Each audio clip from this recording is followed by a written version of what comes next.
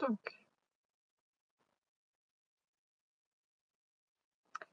Stedno appears later on to acknowledge the unrepresentativeness, not to say peculiarity, of this approach to learning jazz improvisation.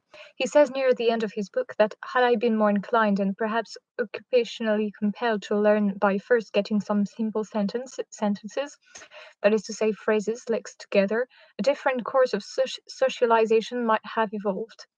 But it then appears in the somewhat lengthy footnote he attaches to this sentence that the different course of socialization he has in mind is one which would have forgone not only social science but the intellect altogether, as though his course of instruction ought to seem unusual, out of the ordinary, only against a romanticized ideal of the natural musician. One does not have to learn about places, that is to say notes, scales, chords, and patterns, by their names to become an improviser, though most beginners do much of these days, and most recent jazz vocabulary shows it. To speak colloquially, you must practice your scales. With this as an example of what Sudno means by speaking colloquially, which I take to characterize a remark more like you gotta get your shops together, one begins to wonder what kind of language this sociologist means to advance in place of it. He continues in the footnote. The most complex possibilities are not inconceivably attained by listening to records and doing no theorizing, but in modern literate circles, where a language undergoes continuous and substantial modification over single generational careers, where playing fast and intricately has come to competitively differentiate performers in a scarce marketplace, where being a good musician means to be multilingual in such a set of circumstances, speaking again colloquial sociology, the days of that young man and his horn, sitting every night on the edge of the bandstand, practicing every day, learning to speak jazz like one first learns to speak a first language, are poverty-stricken and numbered. I will return momentarily to the analogy between learning to speak jazz and learning to speak a first language. For now, I wish to point out the remarkableness of the suggestion that the alternative to the lives of solitary practice is the life of the illiterate working musician, the man married to his horn for whom the stage and the street are all the classroom he needs.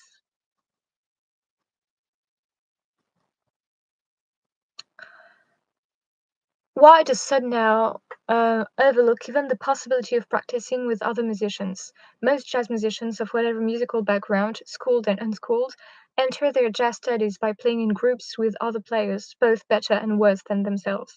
Academic approaches to teaching jazz vocabulary have not undermined the fact that knowledge of it is acquired, shared, and passed on among a community of musicians, not just swapping advice but trading force, not just talking about it together but doing it together. Given the prevalence of this practice, Sudnow is overstating matters when he portrays that young man and his horn as a romantic figure. A better candidate for the romantic figure in his book is Sudnow himself. It is Sudnow, after all, who appears as a middle-aged university professor working at home with his piano and typewriter, practicing in solitude for 5 years while writing down his trials and revelations, then bursting at last onto the jazz and literary scenes simultaneously. We ought to look at two other passages from Sudnow's book that will fill in the picture of his education in jazz. The first of these elaborates on the crucial turning point in his progress toward competent play, the experience of watching his mentor Jimmy Rolls at the piano. Here Sudnow is at his most eloquent in suggesting the importance of how the hands and body move. I watched him night after night, watched him move from chord to chord with a broadly swaying participation of his shoulders and entire torso, watched him delineate waves of movement, some broadly encircling, others subdividing the broadly undulating strokes with finer rotational movements, so that as his arm reached out to get from one chord to another, it was as if some spot on his back, for example, circumscribed a small circle at the same time, as if at the very slow tempos this was the way a steadiness to the beat was sustained. I found over the course of several months of listening to and watching Jimmy Rolls and starting to play slow ballads myself, that in order to get the sound of a song to happen like this, like his observable bodily idiom, his style of articulating a beat, served as a guide.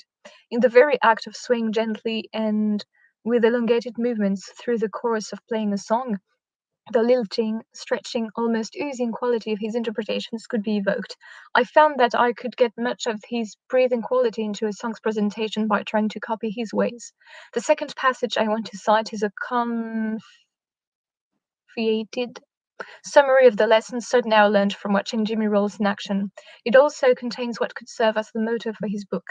I had come to learn, overhearing and overseeing these jazz as my instructable hands ways, in a terrain nexus of hands and keyboard whose respective surfaces had become known as the respective surfaces of my tongue and teeth and palate are known to each other, that this jazz music is ways of moving from place to place as singings with my fingers.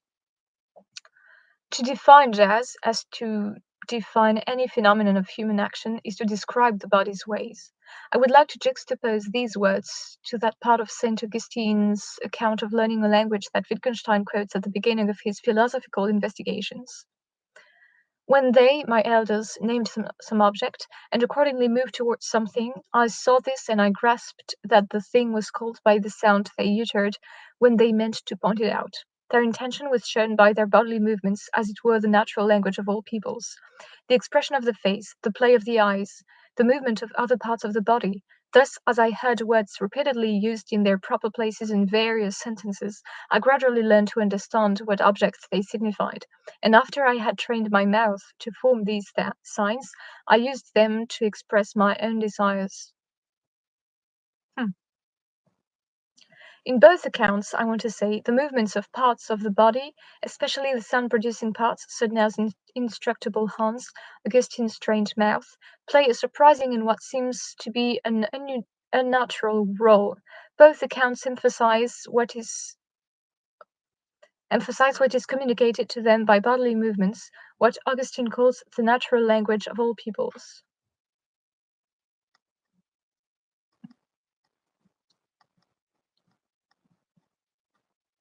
For him, this means his elders pointing as much with their eyes and looks of anticipation and interest as with their outstretched arm and index finger. For Sudnow, it is the gentle swing and embodying of the beat in the hands and playing posture of his mentor Jimmy Rolls. I do not mean to deny the importance of these moments. They are undoubtedly among the natural responses captured in Wittgenstein's conception of our agreement in judgments, a conception which includes our ability, for example, to pick out as infants and toddlers what picking out something is, to know which way to look when someone is pointing to something from elbow to fingertip, not vice versa. What to read as encouragement in response to our babbling, what for the infant constitutes a response, and so on. But even if these movements and gestures are a kind of natural language, it does not follow that when we describe the looks of pointing, we have captured what pointing is.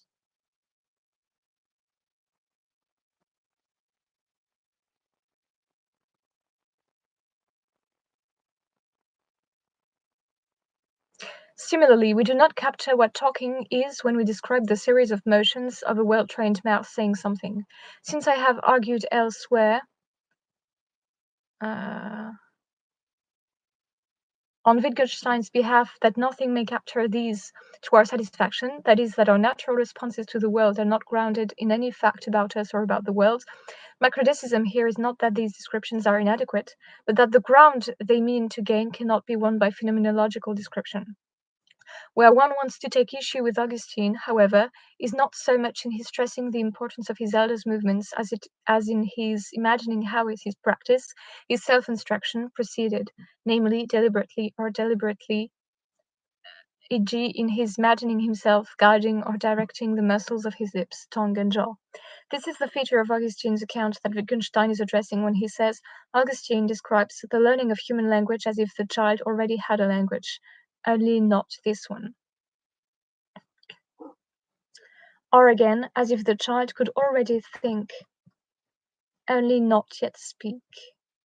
Whatever thinking there is at work in a child's taking our cues, repeating our sayings, accepting encouragement, trying out these sayings in various circumstances, sometimes with the named object present, sometimes not, and whatever problems they may be with our speaking here of the child taking cues, repeating, accepting, trying things out, Augustine bypasses these in favor of, or by means of, a description he feels some confidence in, one involving the mechanics of what his elders did, the mechanics of what his mouth did, and the implicit assumption that their interrelation is unproblematic.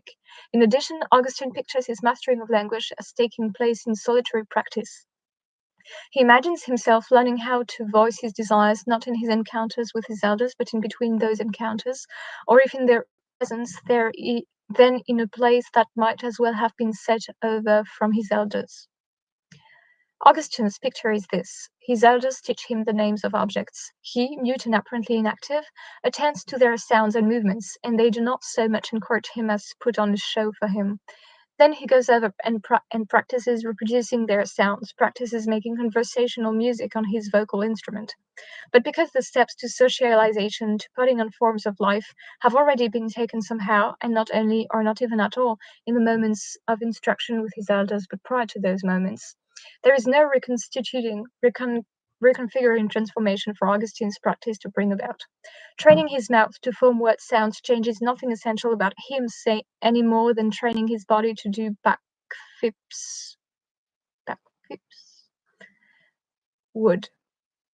He practices making sounds the way a novice pianist practices his scales, not to see what music can be made of them, but mechanically, imagining that he knows what the result of the practicing will be.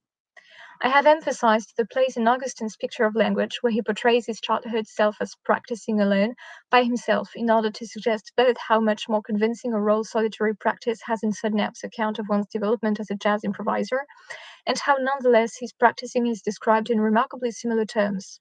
It is simply so much guiding and adjusting and encouraging the achievement of particular bodily movements, all in the absence of speaking or playing with others. Does Sudnow's writing reveal a more mindful self-transformation than we find in the brief passage from Augustine's Confessions? It might be significant that Sudnow's musical growth forces him to alter the way he speaks and writes, as he says explicitly at one point, and his style becomes more evocative towards the end of his book. But what is his model for these transformations? What has been transformed?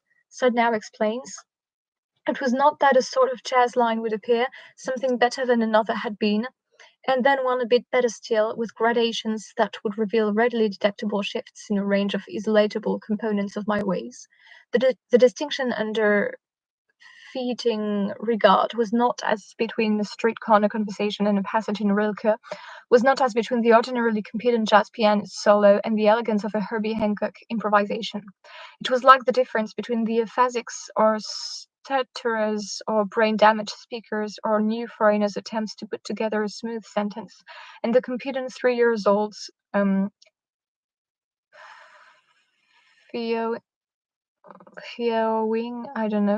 owing utterance. Daddy, come see my new doll. Former ways had been lacking at the level of difference between theatres of action that all the jazz on the records minimally share and the sorts of struggling amateurs' efforts that would never pass for competent play at all. This level, that is competent play, becomes my descriptive concern as it was my practical one. Let me highlight two problems that I have with this passage. First, I do not find that Sudnow's description of his descriptive concern is accurate to the likeness between learning to play jazz and learning a first language. The problem with his description is evident when one looks at the competent 3-year-old, who somehow gets to her owing utterance without passing through the stages occupied by the aphasic or the stutterer of the retarded or the new foreigner, and hence without passing through the stage represented by Augustine. My alternative for drawing out the likeness between learning jazz and learning language, as I began to advance when discussing Sudnow's Young Man with His Horn, is to say that jazz improvisation is a form of life maintained in a community of fellow speakers, and so one in which owing utterances are arrived at, when they are in musical conversation. Here, I need to say more about that feature of most jazz players' training which Sudnow neglects, viz., the work of transcribing an improvised solo from a recording. Transcribing a solo once meant that one risked wearing the record out, which is, not unimportantly, what one would say of a toddler who repeated a new word or favorite phrase over and over. Wearing the record out designated a rite of passage, the worn record serving as a record of the accomplishment, its sound pattern having been transferred from the record surface to the player's memory, so that when the sounds in the grooves became all but inaudible to everyone else, they were hyper-audible, clearer than a bell, to the one who had worn the record out. When a novice transcribes and practices the infections and nuances of a model jazz solo, she begins to learn not only how to make a characteristic jazz sound, but what in the sound matters most. She learns why, given all the things that, for example, a pair of trained hands can say at the piano, these things are worth saying.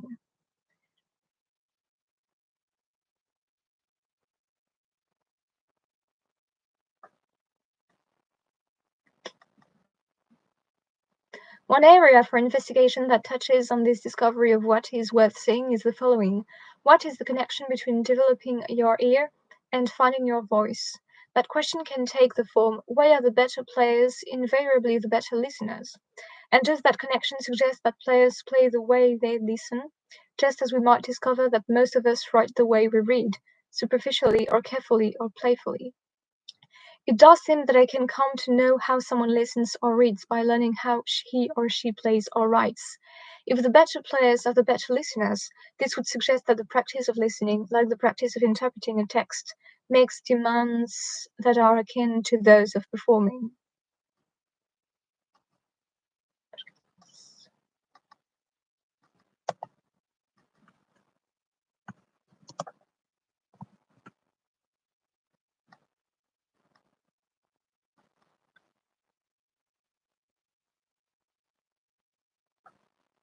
The moral would then be that the novice improviser should begin finding his way by finding his way of listening, by discovering what sounds interest him, what he most wants to hear. And the way this is done traditionally is by his transcribing and practicing those jazz solos that speak most forcefully and eloquently to him.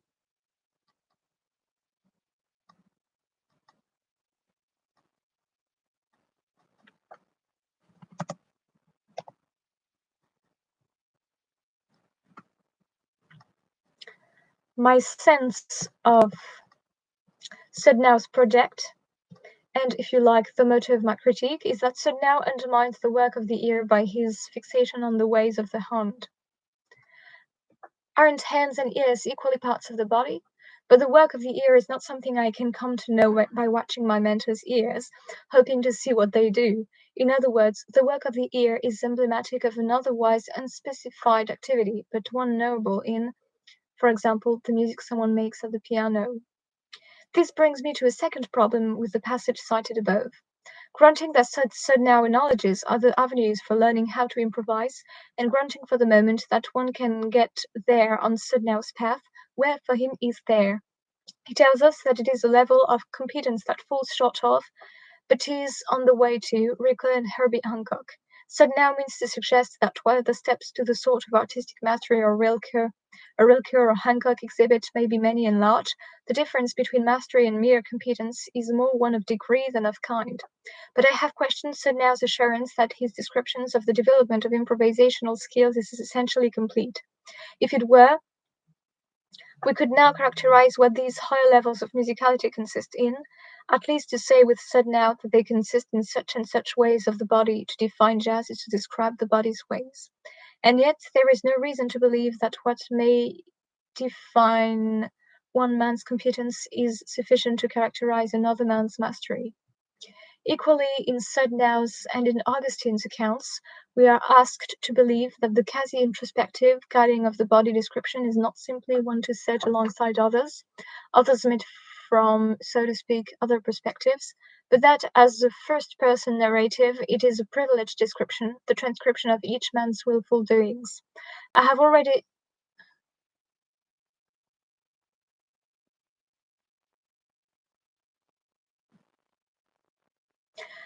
suggested reasons for considering Augustine's description of his instruction unusual and unnatural. Sudnow's account of his Hans' ways may faithfully transcribe his understanding of the feel of improvising, but I do not see how I can, or why I should, relate it to anyone else's. And I imagine that Sudnow, in a certain mood, would not want to attribute his interest in the improviser's Hans to anyone else. Creating that interest is his achievement. But then, seeing his achievement as an acquired taste suddenly makes it appear less important. I would suggest, as an alternative to Sudnow's interest, that a willingness to refigure or bethink oneself in one's ordinary musical doings is the best indication of one's musical progress and genius. Jazz improvisation and the ordinary. I have made the case for this alternative understanding of our interest in jazz improvisation in an essay recently published elsewhere.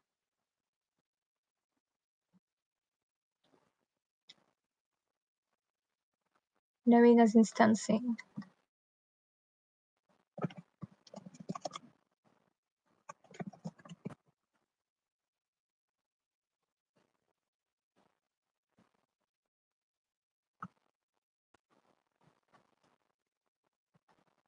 In order to draw the present essay to a close and prepare the way for its successor, I want to end with a comment or two about the philosophical task of explaining human practice, such as the practice of improvising that is carried out in jazz. The task of elucidating a practice is the task of making transparent its conditions. But the conditions of a practice are not just any old concomitant of the practice. Neither are the conditions necessarily elucidated by a study of what always or generally accompanies the practice, e.g., the body's ways, any more than they are necessarily elucidated by a study of the practice's empirical origins. Remarks and phrases. For a critical discussion of Wittgenstein's notions of perspicuity and explanation, see Wittgenstein on Freud and Fraser. The conditions of a practice are, I want to suggest, what sustain it, or what lead humans to continue to choose it, what facts about the human, one might say, the practice continues to trade in. In looking for the conditions of a practice, as opposed to the motive for an action, one is looking for something Wittgenstein means by very general facts of nature, such facts as mostly do not strike us because of their generality. Wittgenstein's central thought at this juncture of the investigations is that our concepts correspond to these generally unremarkable facts of nature, e.g. to the fact of our shared responses. When someone points something out by raising his arm and extending his index finger. Wittgenstein observes that if certain facts of nature were other than they are, then concepts seemingly as fixed or permanent for us as remembering, observing, proving, etc., would be quite other than they are. To help clarify this claim, he suggests that we compare a concept with a style of painting. For is even our style of painting arbitrary? Can we choose one at pleasure? The Egyptian, for instance. Is it a mere question of pleasing and ugly? Since style has its ambiguities, perhaps Picasso can be said to have chosen to paint in a primitive style. I prefer to say on Wittgenstein's behalf that what lie beyond the arbitrary are the conditions of a style. These are no more of my choosing than are the conditions of my concepts, or that I arrive at self-consciousness already immersed in a language. By conditions of a style, I mean to include the facts of the present, social and historical moment, the ways in which the present state of painting, say, exemplifies or extends or rejects or renews a tradition of painting. One might say, only in so far as I can choose to paint can I choose the conditions that lead me to paint as I do, in my own style, and of course I may fail to choose the conditions of my style even to this extent. I may merely apply paint in some manner or other, or merely mimic the painting of some painter or other. The catch, of course, is that these will then become the conditions of my painting, and my painting will end up revealing them to my detriment. Just as we cannot choose the conditions of a practice, so neither can we choose the consequences of ignoring those conditions.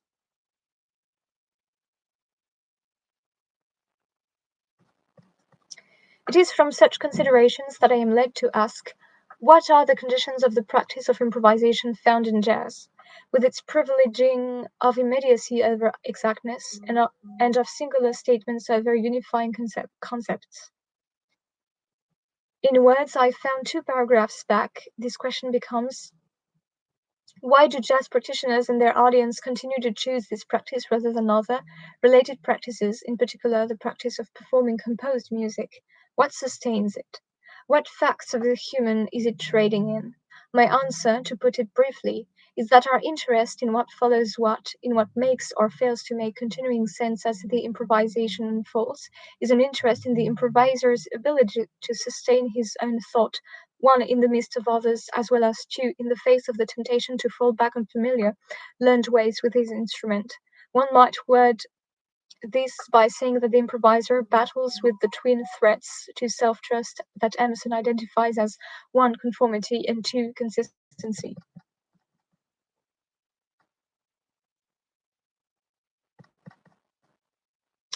But then the interest that jazz improvisation trades in is akin to a moral interest, and one which we may take with respect to our lives at any moment, battling the ordinary inducements to our own conformity and consistency. If we can imagine a people who lacked the capacity to take an interest in this battle of the self with itself, then we can imagine a people for whom spontaneity and immediacy and singularity in style itself would mean something altogether different from what they mean now. If my progress as a jazz improviser makes demands on me, it is not the demand for my piano playing hands to do certain things. My hands may know many ways. The question is why they should ever move beyond notes that come handily, to play notes whose relations to one another I have yet to measure, whose depths I have yet to sound. Progress in improvised conduct is a form of progress in self-knowledge. Might not this, too, be the my body's doing, naturally, and what not? Ça, c'était quand même très intéressant, hein.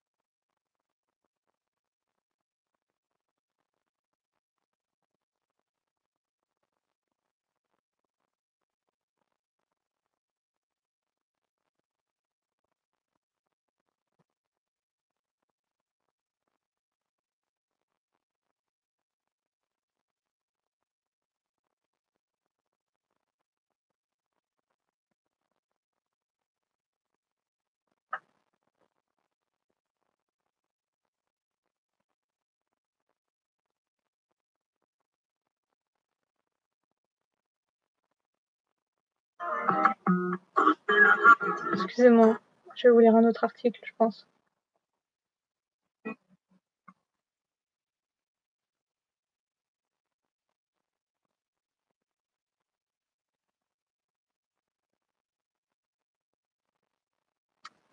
Le dictionnaire le...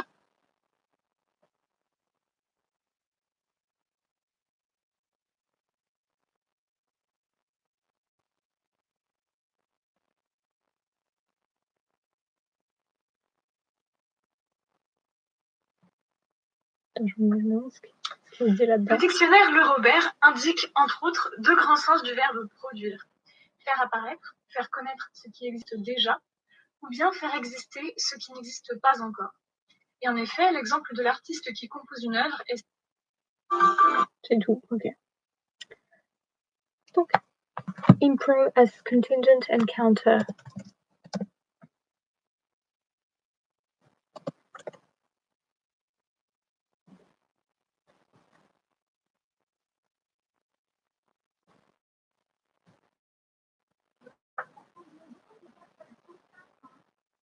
Normalement, si.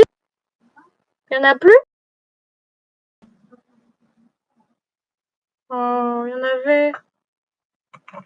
Je vais voir.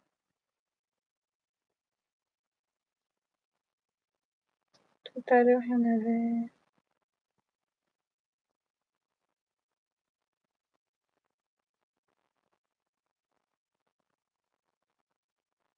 Oh, il n'y a plus. Tant pis.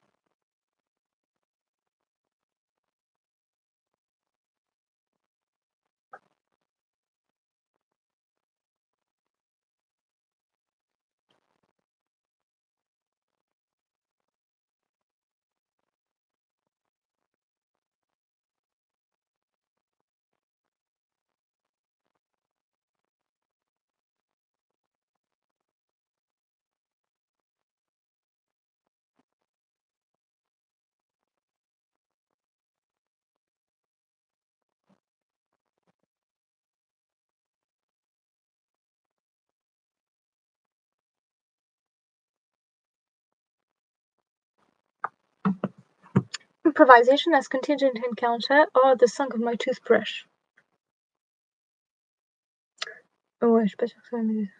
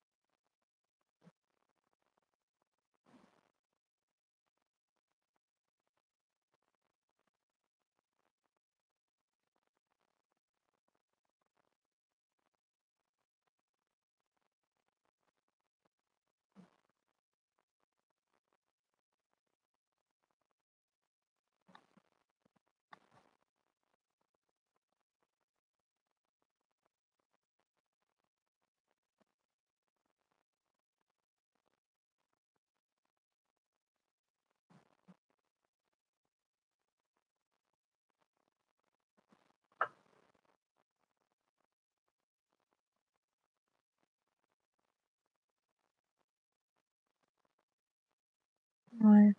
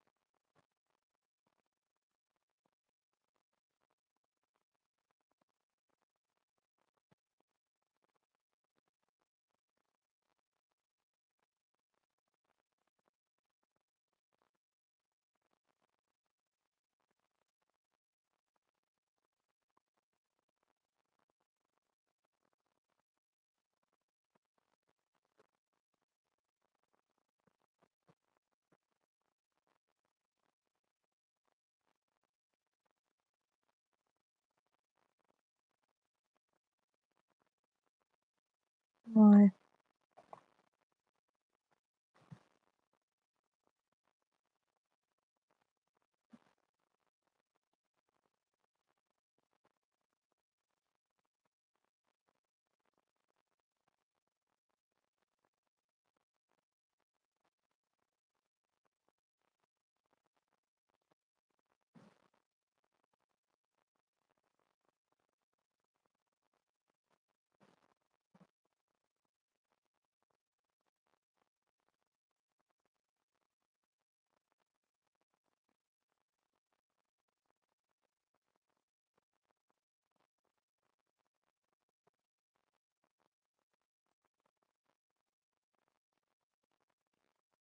Non, celui-là, on va abandonner.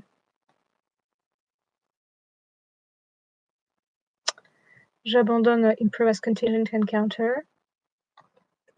Par contre, Musical Works, Improvisations and the Principle of Continuity, ça peut être intéressant.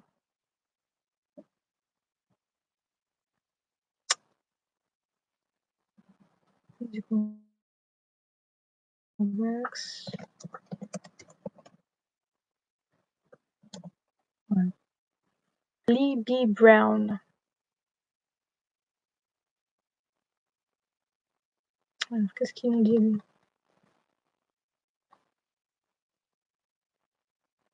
One surely cannot play what is not. Oh yes, one can play what does not yet exist. Thomas Mann, Dr. Faustus. Ça me plaît bien. Alors, on va lire son intro. This paper examines some central features of improvisational music. Une note qu'on verra à la fin. I shall explain why it is impossible to find a place for such music within systems of aesthetics that treat artworks as obedient to what I shall call the principle of continuity. According to this principle, all artworks are continuants and therefore subject to criteria of re-identification. A paradigm example of such a system is that of Nelson Goodman. Even if it is obvious that improvisational music is likely to be marginalized by this kind of system, it is still worth considering exactly why. Anyway, for some philosophers, the statement may not be so obvious.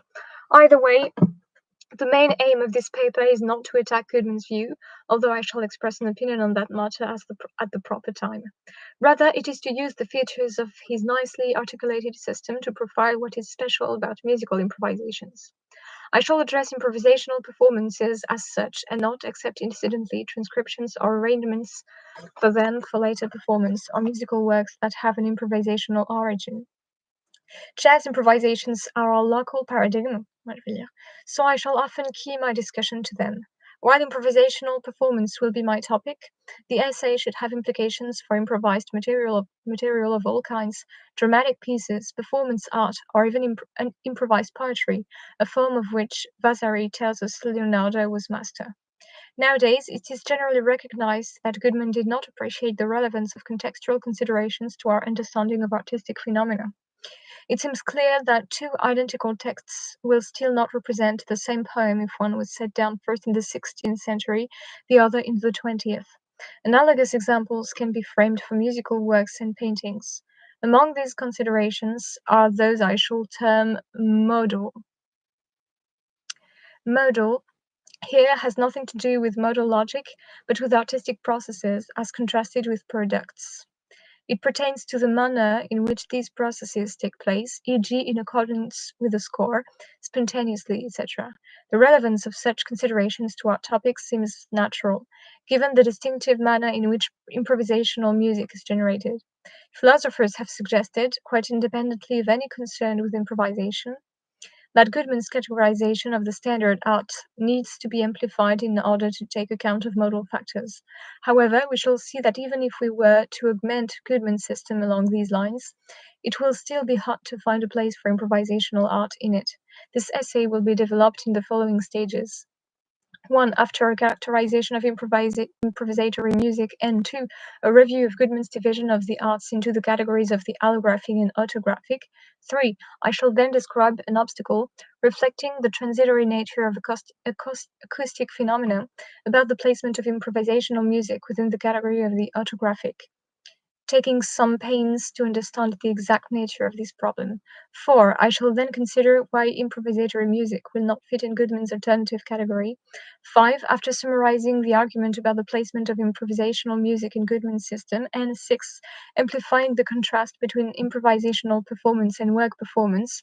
7. I shall discuss some special features of improvisational activity. It will be important to bear in mind that for the purposes of this discussion, I shall assume that recording technology does not exist, or at least I shall try to do so. Finally, a point about terminology. Since the term work, as well as the related term artwork, has connotations I sometimes wish to avoid, I shall now and then use the slightly more neutral expression aesthetic object when the occasion suggests it. surtout qu'il y a une première partie, mais je pense que je vais m'arrêter là.